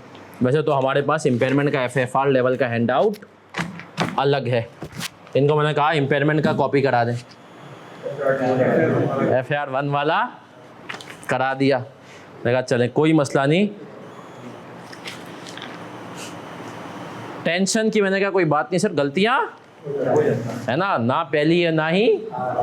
आप लोग सोचे आपने अब तक जिंदगी में क्या कुछ गलतियां नहीं की, और बहुत सारी तो बता भी नहीं सकते। बेटा ग्रुप में भी सेंड करेंगे, लेकिन इससे पहले यहाँ भी बता देते हैं, क्यों टेंशन लेता है। ग्रुप में भी सेंड कर देंगे, टेंशन ही ना ले।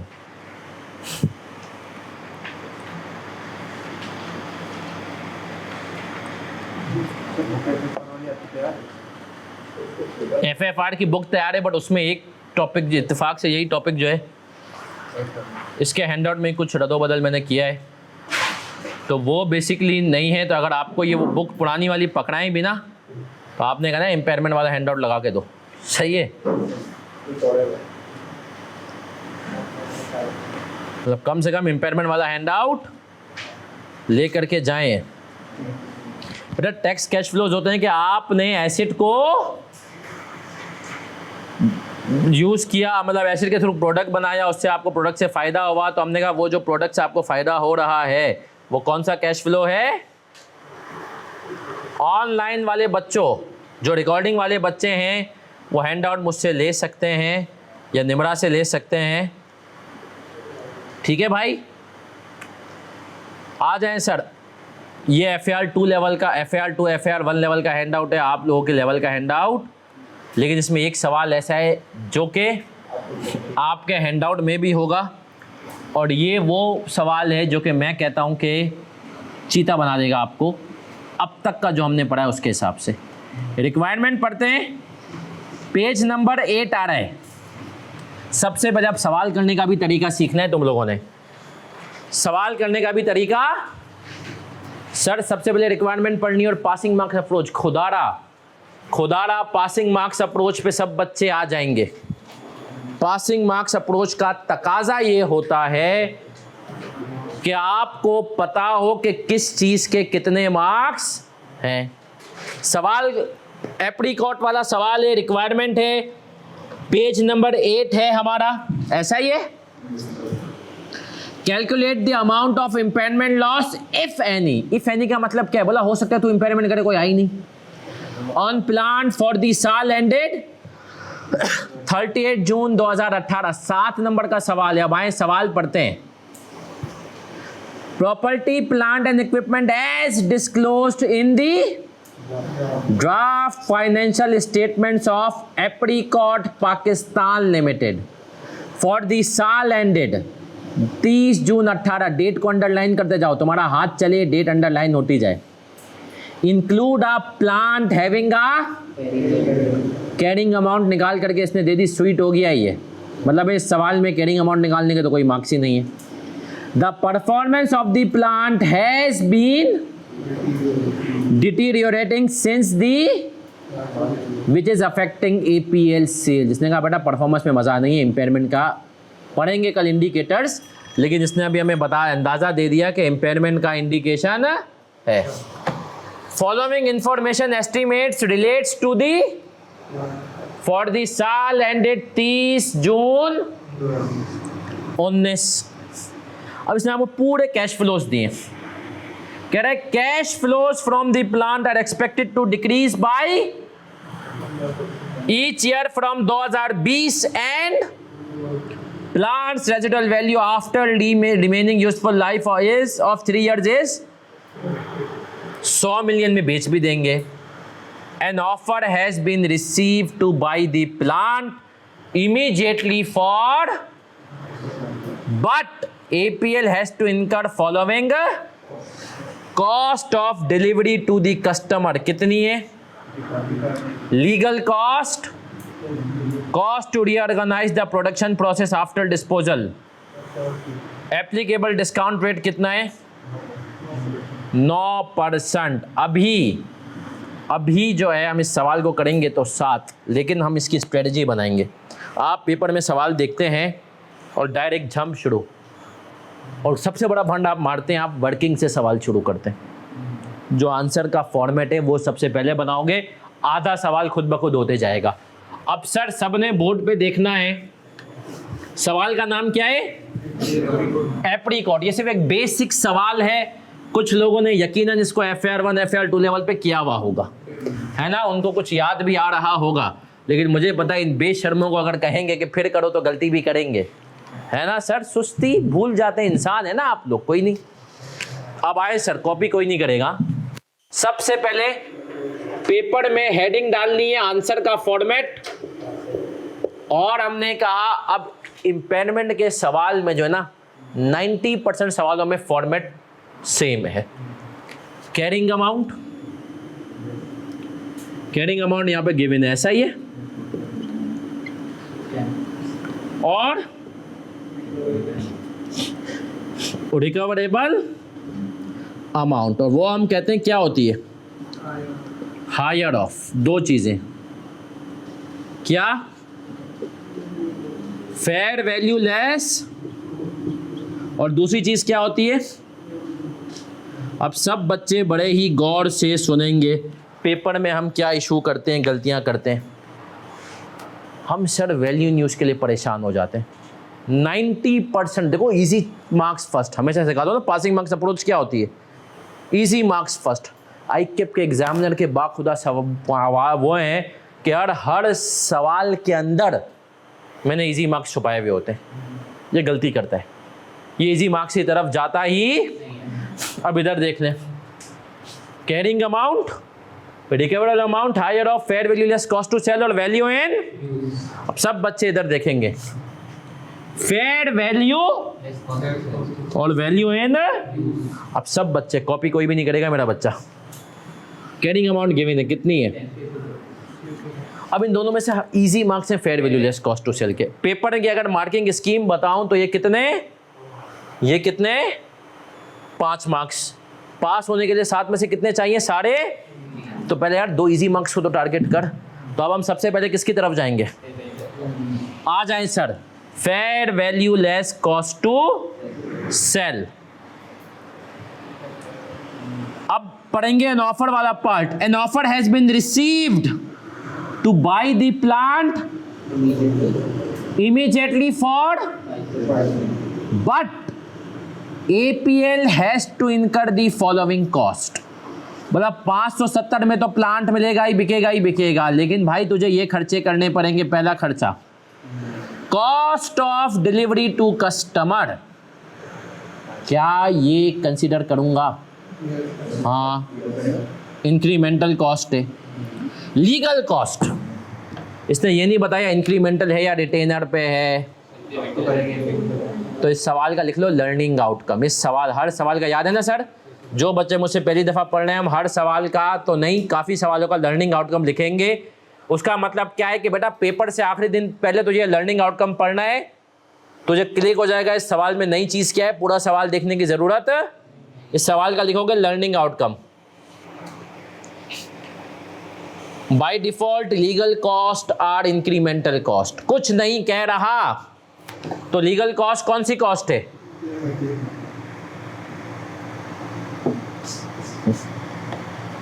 Bye default legal cost are incremental cost. क्या मैं यहां तक क्लियर हूं? पक्की बात है? आ जाएं सर, अब आगे बढ़ते हैं।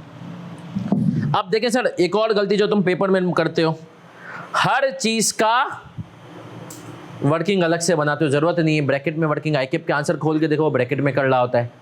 तुम लिखते हो इतना बड़ा वर्किंग 1, वो स्टेरिक डालता है, उसके अंदर नीचे लिख देता है। उसको फॉलो करो, कोई भी पढ़ जाओ। अब कॉस्ट ऑफ डिलीवरी हमने कहा हम कंसीडर करेंगे। लीगल कॉस्ट, आखिरी point, cost to reorganize the production process after disposal of plant. तो जब डिस्पोजल कर दूंगा ना, उसके बाद जाहिर सी बात एक जगह खाली हो जाएगी, फिर एक आध पाइप इधर उधर लगाने पड़ेंगे, उसकी कॉस्ट करूंगा कंसीडर।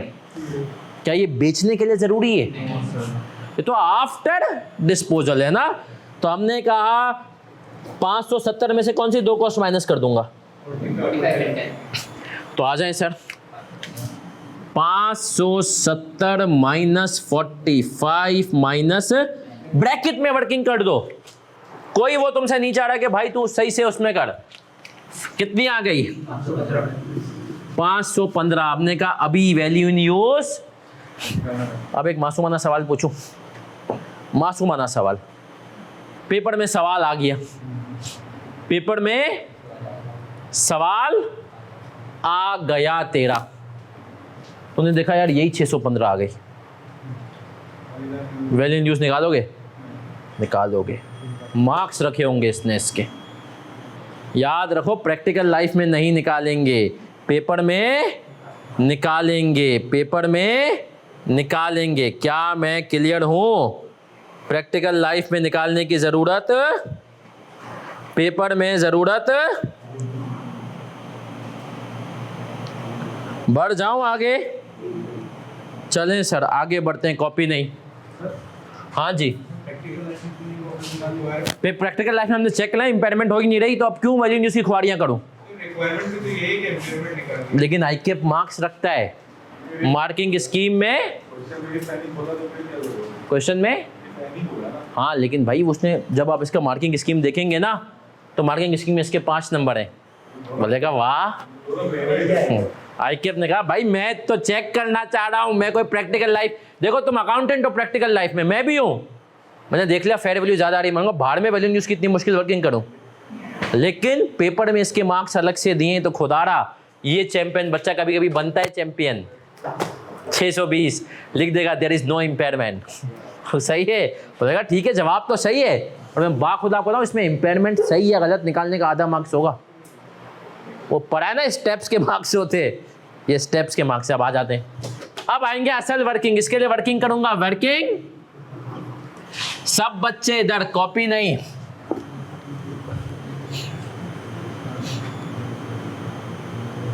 वर्किंग 1 आ जाएं जी, आ जाएं। अब हम मिल करके ये सवाल में देखेंगे कौन सी कैश फ्लो जरूरी हैं और कौन से।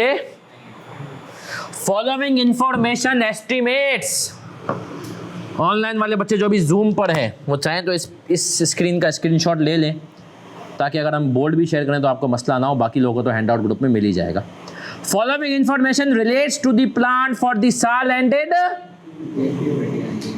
Inflows from the sale of product under existing condition. अभी हमने पढ़ा था यूज के कैश फ्लोज, तो ये कैश फ्लो लेंगे, बिल्कुल लेंगे। Operational cost other than depreciation लेंगे, लेंगे। डेप्रिसिएशन कैश फ्लो ही नहीं है भाई।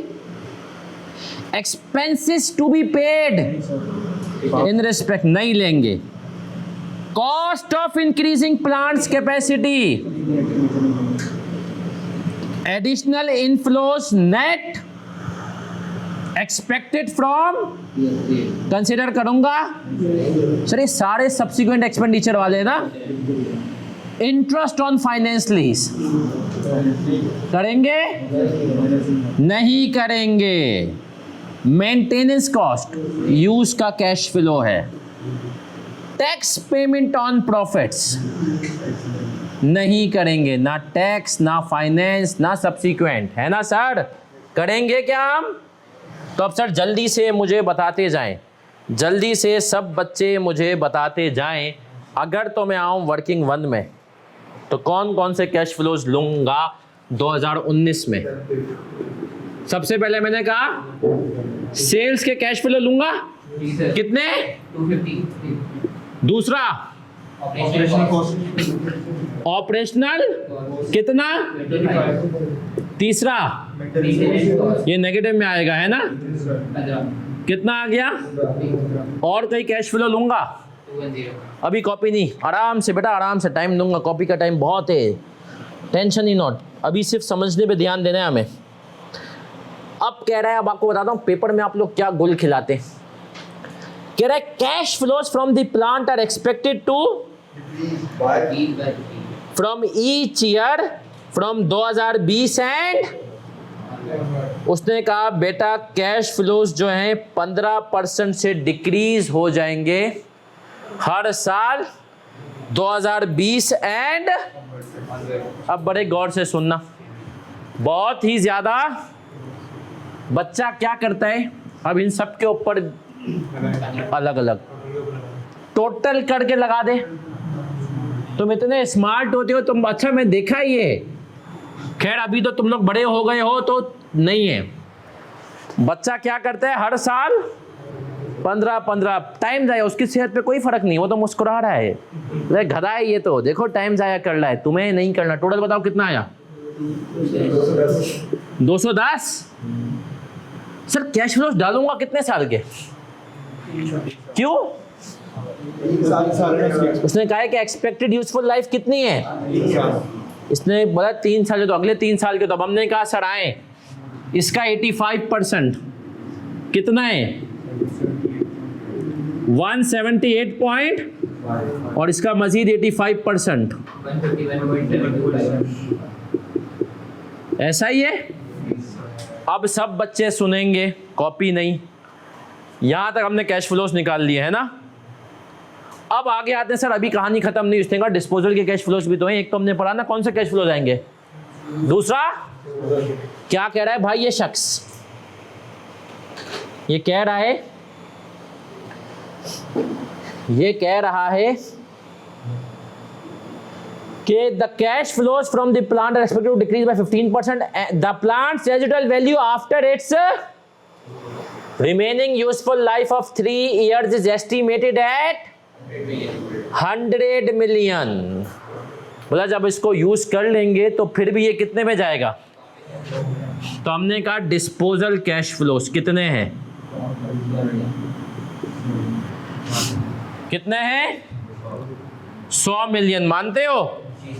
तो हमने कहा आ जाए sir year wise cash flows निकाल लेते हैं। 210, 178.5 और ये हमने कहा सर हमारे पास आ गए टोटल कैश फ्लोज। अब अगर हमें इसकी प्रेजेंट वैल्यू, क्योंकि ये कैश फ्लोज तो प्रेजेंट वैल्यू निकालनी है, तो फॉर्मूला कौन सा है?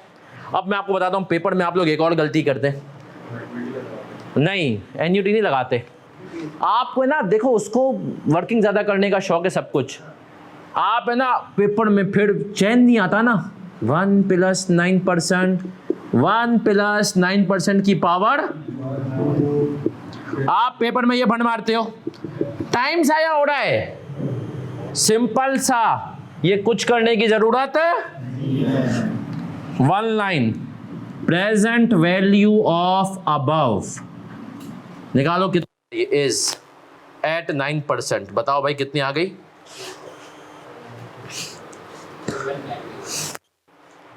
टोटल बता मुझे,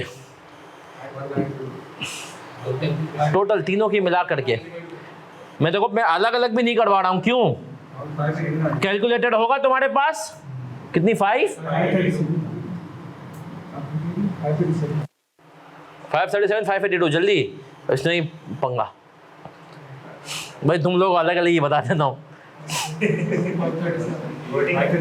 537। अब अगर कुछ बच्चे होते हैं फितरतन डरपोक, नहीं नहीं सर उसको वर्किंग तो बतानी है, खुदारा नहीं बता, तुझे इतना डर लग रहा है ना, बोले अबव एट 9% इज 537, सिर्फ फॉर्मूला लिख दे, यूजिंग P = खुदारा, उसको अलग अलग करके नहीं बता, तेरे पास पेपर में इतना टाइम, ये रेफरेंस दिया। अच्छा एग्जामिनर ने पिछली अटेम्प्ट के FAFR के पेपर में कमेंट में लिखा है बच्चे वर्किंग का रेफरेंस नहीं देते, तो जब उनकी मेन फिगर गलत होती है ना, मैं चाहता हूं पार्शियल मार्क्स दूं, वर्किंग में चाहता हूं समझ में ही नहीं आ रहा होता, तो यहां पर वर्किंग 1 रेफरेंस दिया 530। अब मुझे बताएं 537 ऐसा ही है, तो इंपेयरमेंट कितनी आ गई सर? इंपेयरमेंट बताएं कितनी आई?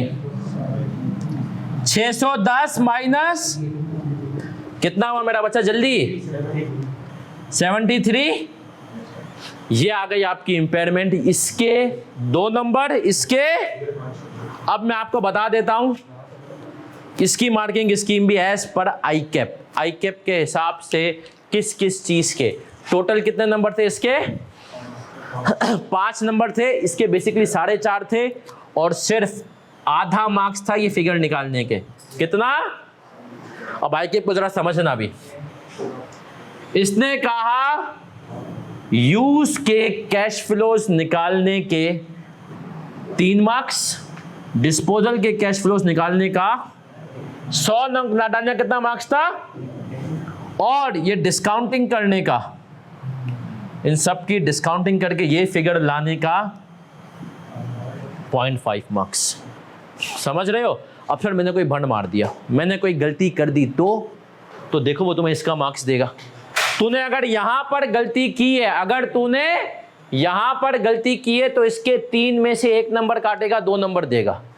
गलत फिगर को पकड़ के ले लिया है तो सही नंबर मिलेंगे। याद रखें सर, आप लोगों ने, आप घबराते ही हैं कि एक छोटी सी गलती पे पूरा सवाल, किसी का बाप गलत नहीं कर सकता।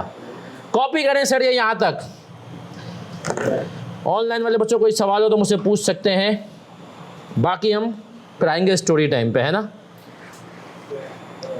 रिकॉर्डिंग बंद करने का टाइम। 50 का उसने include कौन सा 50? कौन सा कॉस्ट टू रीऑर्गेनाइज? क्योंकि हमने कहा कॉस्ट टू सेल लेता है fair value less cost to sell, after sales का काम है वो जो रीऑर्गेनाइज जो बच गया उसको सही करना है ना, उसके प्रोसेस को भाई सही करना। मशीन गई है उसकी जगह, अब आपने कहा एक ही मशीन से 2 मशीनों का काम लूँगा, थोड़ी बहुत उसमें चेंजेस तो चाहिए ना, नई मशीन जो जिससे काम ले रहे हो, ये वो वाले खर्चे। सर क्विकली अब तक जो हमने इम्पेयरमेंट पढ़ा ना उसको मैं रिवाइज भी करूँगा, फिर आएंगे स्टोरी टाइम पे, क्योंकि स्टोरी टाइम तो आपको पता है ना हर क्लास में क्यों ज़रूरी है सर, क्योंकि आप ये पढ़ के तो पास होके भूल जाओगे मुझे, है ना। जो चीज़ आपको वाकई में प्रैक्टिकल लाइफ में काम आएगी वो क्या आएगी। अब आए सर क्विकली हम इसको रिवाइज करते हैं। अब तक जो हमने आज की क्लास में पढ़ा, हमने कहा कि सर ऑब्जेक्टिव क्या, इम्पेयरमेंट की अकाउंटिंग सिखाना। स्कोप में सिर्फ 3 चीजें बची जो कि जिन पे अप्लाई होता है। कौन कौन सी? पीपीई, इंटेंजिबल्स और इन्वेस्टमेंट प्रॉपर्टी का कॉस्ट मॉडल, फेयर वैल्यू पे भी अप्लाई। फिर हमने कहा कि भाई ये स्टैंडर्ड कहता है कि आपकी इम्पेयरमेंट होती है जब कैरिंग अमाउंट ज्यादा हो जाए किससे, और रिकवरेबल अमाउंट क्या होता है, higher of fair value less cost to sell और वैल्यू इन वन लाइन में इम्पेयरमेंट को कैसे एक्सप्लेन करेंगे, एसेट की बेनिफिट देने की सलाहियत में कमी। फिर हम आगे आए, हमने पढ़ा कि सर जब इम्पेयरमेंट होती है तब हमें जो है इम्पेयरमेंट का सवाल जब आता है तो हमें उसके लिए कैरिंग अमाउंट चाहिए होती है, गिवन है। फेयर वैल्यू में 2 बातें, बाइंडिंग सेल एग्रीमेंट अगर है, पीआईए एमिरेट्स की एग्जांपल, तो उसको कंसीडर करोगे, वो नहीं है तो किसको, मार्केट वैल्यू है जो ऑफर लगी है। उसमें से हमने कहा एक वैल्यू को कंसीडर नहीं करते, वो क्या होती है, फोर्स सेल्स वैल्यू, जबरदस्ती मुल्क छोड़ के जाना है, जल्दी बेचना है, उस वैल्यू को कंसीडर नहीं करोगे। फिर हमने कहा कॉस्ट टू सेल के अंदर सिर्फ इंक्रीमेंटल कॉस्ट आती है, टेंडर कॉस्ट। हमने कहा डिसमेंटलिंग अगर एसेट की कॉस्ट का हिस्सा नहीं है, अगर हिस्सा है तो नहीं आएगी।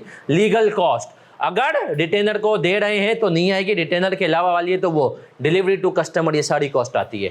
फिर आगे बढ़े, हमने पढ़ा सर वैल्यू इन 2 तरह के, यूज और डिस्पोजल के कैश फ्लोज आते हैं, याद रख लो ये 4 कभी भी नहीं आएंगे। Financing cash flows, asset loan पे लिया है, लीज पर लिया है, नहीं आएगा। टैक्स कैश फ्लोज नहीं आएंगे। तीसरी चीज सब्सिक्वेंट एक्सपेंडिचर कैश फ्लोज नहीं आएंगे। फिर आते हैं cash flows pertaining to past expenditure, हमने कहा नहीं आएंगे। तो हमने कहा जैसे कि सवाल में हमने देखा, आप लोग चाहें तो वैल्यू इन यूज की बेसिक के लिए अगर अपने पास रेफरेंसिंग, एक चीज सब बच्चे कोशिश करें रजिस्टर को मार्किंग कर लें, उसके ऊपर फिर सवाल का रेफरेंस भी डाल दें ताकि आपको एंड में रिवीजन की आसानी हो। मैं जैसे जब स्टूडेंट था तो मैं वैल्यू इन यूज को समझने के लिए इस किस्म के सवाल का रेफरेंस लिख देता था, एप्रीकॉट, ताकि मुझे पता हो कि यार ये सवाल देख लूंगा तो ये कॉन्सेप्ट क्या हो जाएंगे, क्लियर हो जाएंगे। तो सर ये बेसिकली हमारा वो था। क्विकली आते हैं आज की क्लास के स्टोरी टाइम पर। स्टोरी टाइम होगा क्लैरिटी ऑफ माइंड, आपके दिमाग में क्या करना है ये बहुत ज़्यादा क्लियर होना। पहले इसकी एग्जांपल दूंगा प्रैक्टिकल लाइफ से, फिर इसको आपकी फॉर्म में बताऊंगा क्या चीज़ क्लियर है। प्रैक्टिकल लाइफ से एग्जांपल, एक बिजनेसमैन से कल में मिला, बहुत अच्छे अंकल हैं, ही 60+, लेकिन पिछले साल उनके पास कंस्ट्रक्शन इंडस्ट्री में 15 क्लाइंट्स थे और उनका रेवेन्यू था 20 करोड़। कितना था? 20 करोड़। कितने ईयरली, कितने क्लाइंट थे? छोटा नॉर्मल सा बिजनेस है उनका। इस साल उनके पास 5 क्लाइंट थे और उनका रेवेन्यू था 45 करोड़। कितना था? 45 करोड़, खामोशी से। फिर सर ऐसा क्यों है? इसके पीछे उस आदमी की क्लैरिटी देखो। उस आदमी ने कहा कि यार पहले क्या था, 15 क्लाइंट थे ना, तो उसमें मेरे पास थे 5 बड़े 10 छोटे। तो बोला यार वो जो बड़े थे ना उनका मैं एक आध प्रोजेक्ट करता था, लेकिन वो छोटे थे ना, छोटा क्लाइंट था, उसके मसाइल जितने ये वो, छोटा आदमी गरीब आदमी पैसे निकालते हुए होता है, बड़ा क्लाइंट एंग्रो शेंग्रो नहीं। बोला वो 10 इतना तंग करते थे ना, तो हमारी टीम उन 5 पे भी उतने तरीके से काम कि हमें उनके सारे प्रोजेक्ट मिल जाते। तो उनके कुछ हमें मिलते, कुछ किसी और को मिलते। पिछली दफ़ा मैंने डिसीजन लिया, अपनी औलाद को भी समझा, उनके साथ उनके 2 बेटे भी हैं। मैंने कहा ये जो 10 कचरा है ना, कचरा इन द सेंस छोटे क्लाइंट है, नहीं करना, 5 बड़ी कंपनियाँ जैसे इसके पास एंग्रो है, दराज है, सही है, रेड बुल है, बोला यार इनका काम करेंगे और इनके सारे काम पकड़ने की कोशिश करेंगे। अब उनका दिमाग क्लियर था कि मुझे ज़्यादा कस्टमर नहीं चाहिए, 5 चाहिए, काम भी सुकून से होगा, पैसे में भी मसला नहीं। तो उन्होंने क्या कर लिया, 20 करोड़ से कितना रेवेन्यू कर लिया, 45 करोड़ का। अब आपने भी अपने दिमाग में यही क्लैरिटी लानी है आर्टिकलशिप के दौरान, ज़िंदगी किसी भी मामले में। अब बच्चा आर्टिकलशिप के दौरान भी कंफ्यूज रहता है, पाकिस्तान में रहना है या पाकिस्तान से, मैं कहता हूँ अपनी अप्रोच बड़ी डिसाइडेड हो। अगर तुझे पाकिस्तान में रहना हो ना, तो क्लाइंट के दोस्त बनो। क्लाइंट के शुरू के 6-8 महीने को फर्म में रहने का तरीका क्या होता है, शुरू के 6 महीने साल, शुरू के 6 महीने साल फर्म में अपना नाम बनाओ, इश्यूज पकड़ो, फर्म में सीनियर्स को बताओ, जूनियर्स को, मतलब जो है जूनियर्स में भी डंडा बजाओगे 6 महीने बाद, सीनियर्स को ये बताओ कि देख भाई तेरे भाई ने ये किया वो किया, समझ रहे हैं। तो आपका फर्म में नाम होगा बच्चा तेज़ है। और एक दफ़ा 1 साल में परसेप्शन बन गई ना कि बच्चा तो मज़े हैं। और अगर फिर तुम्हें फर्म में ही या तुम्हें सॉरी बाहर जाना है, तो बाहर तुम्हें फर्म लेकर जाएगी, इंडस्ट्री में कम चांसेस होते हैं ना। तो आपने कहा फर्म में तुम नाम जितना बढ़ाओगे ना, क्योंकि होगा क्या, अभी तुम्हारे जो फर्म के कुछ सीनियर होंगे ना, 2-2.5 साल, हो सकता है कि जब तेरी आर्टिकल ख़त्म हो तो ये बाहर ऑलरेडी बैठा हुआ। और अगर उसको नज़र आएगा ना कि यहाँ से मेरे पास, वहाँ पर वो यूके में बैठा हुआ है और मेरे पास एक बच्चे की जगह है, तो वो क्या करेगा, अच्छा ये बच्चा था इसको बुलाता हूँ अपने पास, तो तुम्हें बुलाएगा। लेकिन उसके लिए तुझे फर्म में नाम बनाना है। तो अगर तुम अपने माइंड में क्लियर हो मुझे बाहर ही जाना है, तो क्लाइंट की तो हालत टाइट करके रखो हर छोटी छोटी चीज़ में, सही है। क्यों भाई, क्योंकि तुम्हें पता है कि यार फर्म में नाम बनाना है, फर्म में इशूज़ को हाईलाइट करना है, फर्म में नाम बनेगा, बाहर कल को वो सीनियर होगा, या इवन फर्म को भी अगर कोई मौका मिला आगे जाके सिक्योरमेंट का, तो मुझे भेजेगी, नाम है। अब आते हैं कि अगर आपको पाकिस्तान में रहना है, तो 1 साल के बाद क्लाइंट से दोस्ती, इश्यूज़ पकड़ो। अच्छा, क्लाइंट को भी माठा बच्चा नहीं चाहिए, इश्यूज़ पकड़ो, लेकिन कोशिश करो क्लाइंट के मैनेजर फाइनेंस को, CFO, छोटा क्लाइंट है तो CFO तक ये बात पहुंचाओ कि इशू मैंने पकड़ा है, ताकि वो देख ले यार बच्चा तेज़ है। मैं लोड्स लिमिटेड का जब फाइनेंस देखता था, KPMG का एक बच्चा था, अब तो PwC में है यूके में, उमर अशरफ।